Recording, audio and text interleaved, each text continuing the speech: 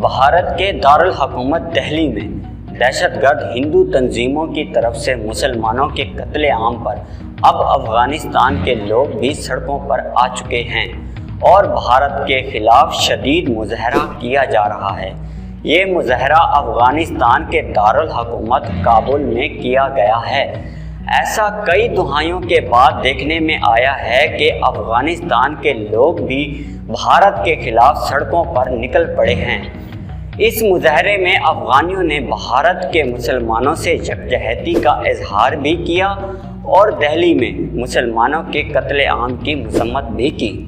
مظاہرے میں بھارت کے دہشت گرد ہندو تنظیموں کے خلاف نعروں کے ساتھ ساتھ افغانیوں نے بھارتی جھنڈے کو بھی آگ لگا دی۔